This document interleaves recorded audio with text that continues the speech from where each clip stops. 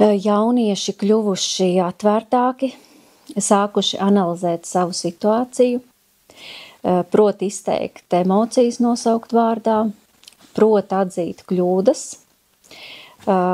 un viņiem ir tagad vēlme būt iesaistītiem un iekļautiem.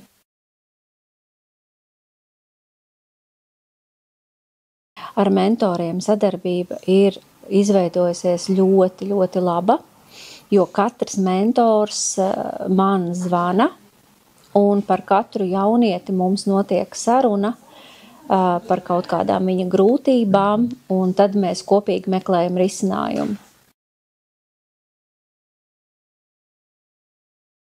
Protams, jaunietis iegūst zināšanas, prasmes, vērtīgu pieredzi, jo vai bija tāds jautājums, kas ir vispār mentors, ja? Ka mentors ir atbalsts un uzticības persona, aizstāvis, noteikumu uzturētājs, līdzās esošs draugs.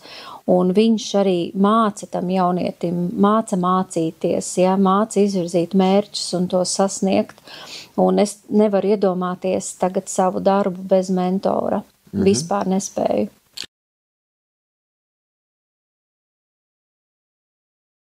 Jā, man ir jauniešiem uzlabojušās sekmes skolā, īpaši tādiem bērniem, kuriem ilgstoši bijušas grūtības. Ir uzlabojusies arī mentālā veselība, lai cik tas šķiet interesanti un dīvaini.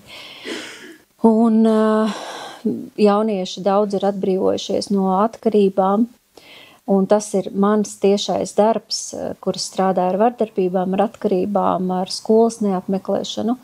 Tas ir mans tiešais atbalsts no mentoriem.